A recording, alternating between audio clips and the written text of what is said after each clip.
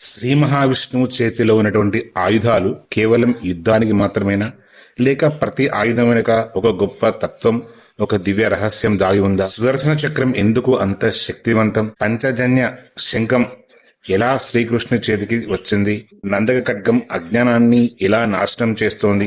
ఈ విషయాలన్నీ ఈ రోజు ఈ వీడియోలో మనం తెలుసుకోబోతున్నాం. సృష్టి స్థితి లయలకు కారణమైన శ్రీ మహావిష్ణువు భక్తులు రక్షించేందుకు, ధర్మాన్ని నిలబెట్టేందుకు పంచదివ్య ఆయుధాలను ధరించారని పురాణాలు చెబుతూ ఉన్నాయి. ఆ ఆయుధాలు సుదర్శన చక్రం, పాంచజన్య శంఖం, కౌమోదకి గద, నందక ఖడ్గం, శారంగ ధనస్సు.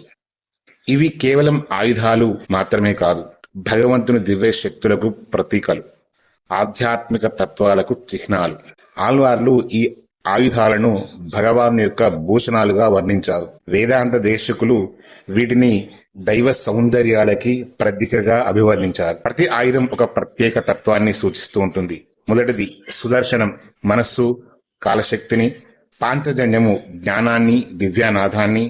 మరియు నందకం వివేకం, అజ్ఞాన నాశనాన్ని. కౌమోదకి బుద్ధి శక్తిని. శారంగం అహంకారాన్ని నియంత్రణలో సూచిస్తూ ఉంటుంది. అందుకే ఈ భగవంతుని ఆయుధాలు యుద్ధానికి మాత్రమే కాదు, మనలోని చెడు గుణాలను తొలగించేందుకు కూడా ప్రతీకలు. ఇప్పుడు మొదటిగా తెలుసుకుందాం శ్రీకృష్ణుని దివ్య ఖడ్గం పాంచజన్యం గురించి. ఒకప్పుడు పంచజనుడు అనేటువంటి అసురుడు శంఖంలో నివసించేవాడట. అతడు సాందీపుని మహర్షి యొక్క కుమారుడిని అపహరించాడు.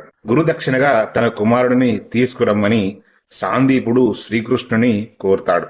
అప్పుడు కృష్ణుడు సముద్రంలోకి వెళ్లి పంచజనుడిని సంహరించి అతడు నివసించినటువంటి ఆ శంఖాన్ని తన దివ్యాయుధంగా స్వీకరించాడు శ్రీకృష్ణ పరమాత్మ. అందుకే ఈ శంఖానికి పాంచజన్యం అనే పేరు వచ్చింది. పాంచజన్య నాదం వినిపిస్తే అధర్మ శక్తులు కంపించేవని పురాణాలు చెబుతూ ఉన్నాయి. మరొకటి కౌమోదకి గద. శ్రీ మహావిష్ణువు చేతిలో కనిపించేటువంటి కౌమోదకి ఈ గదను వరుణదేవుడు శ్రీకృష్ణ పరమాత్మకు ఇచ్చాడని మహాభారతం మనకు చెబుతూ ఉంటుంది. ఈ గద ఉరుములా గర్జిస్తుంది, దుష్టులను ఒక్క దెబ్బతో సంహరిస్తుంది. ఆధ్యాత్మికంగా చూస్తే కౌమోదకి గద మన బుద్ధిని సూచిస్తూ ఉంటుంది.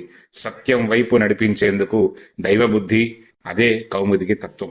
ఇంకొకటి నందక ఖడ్గం. ఇప్పుడు మహావిష్ణువు దివ్య ఖడ్గం నందకం గురించి తెలుసుకుందాం. లోహసురుడు అనేటువంటి రాక్షసుడు దేవతలను బాధిస్తున్న సమయంలో బ్రహ్మదేవుని ధ్యానం నుంచి ఒక దివ్య పురుషుడు అవతరించాడు. ఆ పురుషుడు తర్వాత ఒక ప్రకాశవంతమైన ఖడ్గంగా మారిపోతాడు. అదే నందకం. నందకం అంటే ఆనందాన్ని కలిగించేది. ఈ ఖడ్గం అజ్ఞానాన్ని ఛేదిస్తుంది.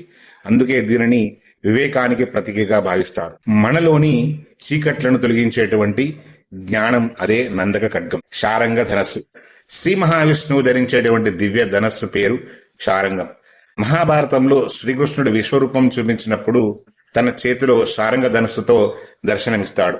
ఈ ధనస్సు స్వయంగా బ్రహ్మదేవుడు నిర్మించాడని పురాణాలు చెబుతున్నాయి. శారంగము ధర్మరక్షణకు ప్రతీక, అహంకారానికి నియంత్రించే ఒక శక్తి. భక్తుని విషయంలో లక్ష్యం, ధర్మం కావాలని ఈ ధనస్సు సూచిస్తూ ఉంటుంది. ఇంకొకటి సుదర్శన చక్ర మహిమ. ఇప్పుడు మహావిష్ణువు ఆయుధాలలో అత్యంత శక్తివంతమైనది సుదర్శన చక్రం గురించి తెలుసుకుందాం.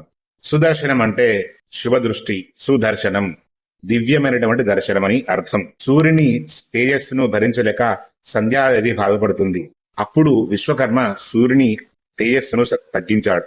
ఆ సమయంలో భయపడిన దివ్య తేజస్సుతో విశ్వకర్మ ఒక చక్రాన్ని నిర్మించాడు. అదే తర్వాత శ్రీ మహావిష్ణువుకు సమర్పించబడినటువంటి సుదర్శన చక్రం. కాండవ వన దహన సమయంలో అగ్నిదేవుడు శ్రీకృష్ణుడికి సుదర్శన చక్రాన్ని ఇచ్చాడని కూడా ఒక గాథ ఉంది. సుదర్శనం ప్రయోగించినప్పుడు అది సూర్యునిలా ప్రకాశిస్తూ ఉంటుంది.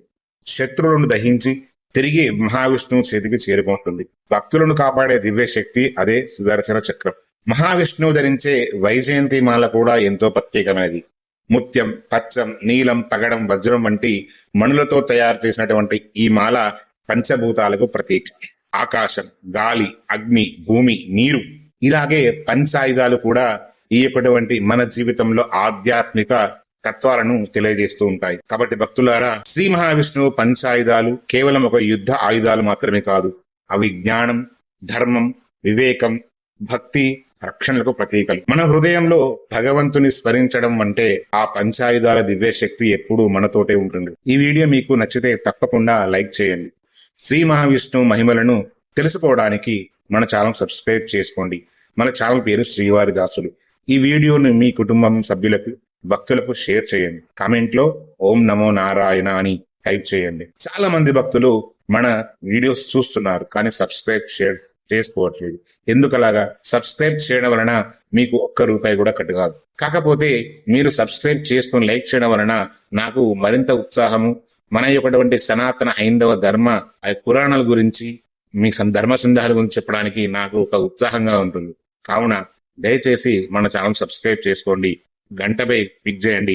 నా వీడియోలో ఎప్పుడప్పుడు మీకు తప్పకుండా నోటిఫికేషన్ వస్తుంది. జై శ్రీమన్.